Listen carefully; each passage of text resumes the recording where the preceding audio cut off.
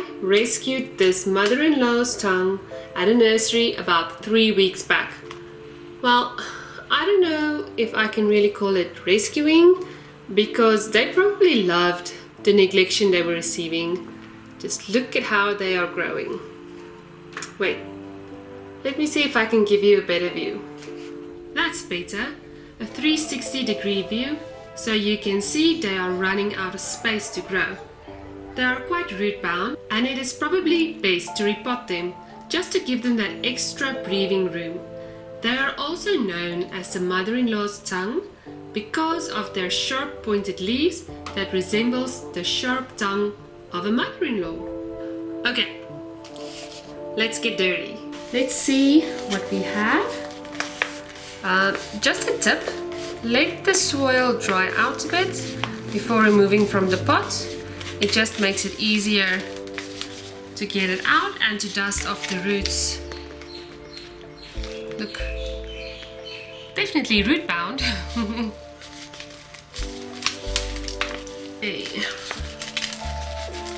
Here we go. Yep, it was definitely root bound. Okay. Ah, look, it's a baby. We have 1, 2, 3, 4 big ones and 1 baby. Look at this. It almost looks like it's spouting out a new one just here. Let's see what we can do. Okay, it looks like we're gonna have to divide it.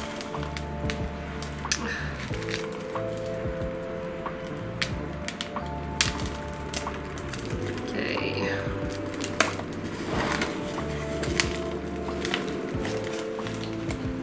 I'm so curious what this is.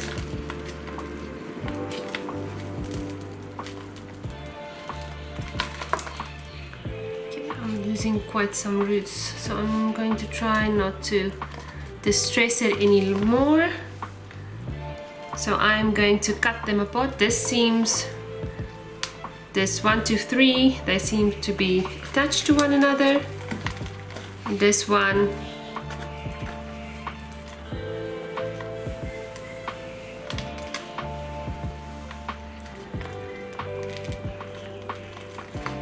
this baby still looks like it's quite attached to its mother, but it looks like it's spouting out a new baby as well.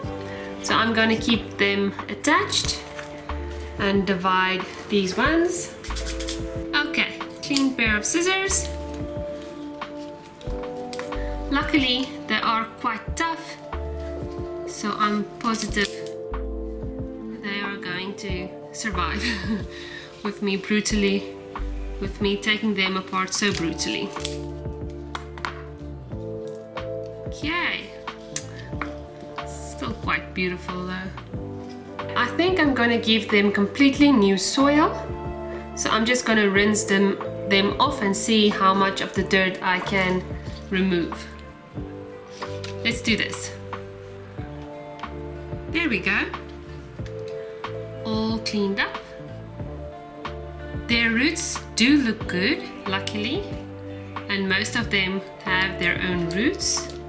This one with the baby has a lot of roots, but I am going to keep this baby on there, and I'm excited for this new baby that is coming out at the side. And then I have this big one. Okay, so I think I am going to plant this big one in the garden. This one with the baby I am going to keep along with a smaller one, and then maybe gift one to my sister. Okay, they are looking quite good. Okay, let's pot them up. Let's get some soil. Here we go. Okay, so you will notice I have 4 pots. Even though I said I'm going to plant one in the garden, I decided I am going to give 2 away, 1 to my sister and 1 to my mother-in-law. Come on. How couldn't I? Okay, let's pot them up.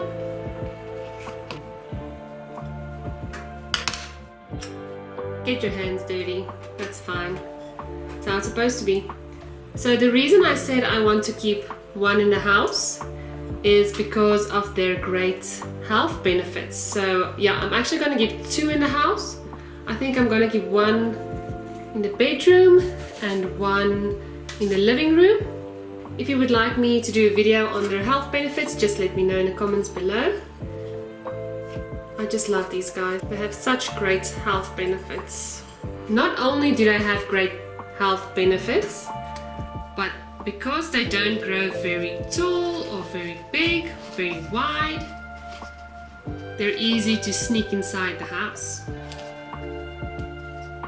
So no one will notice your house becoming a jungle. Make sure you have well-draining soil. They don't like to stay in water, just like succulents.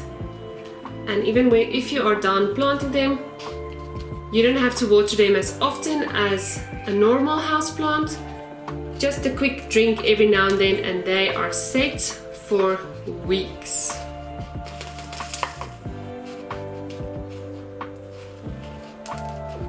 Now just some water to distress them.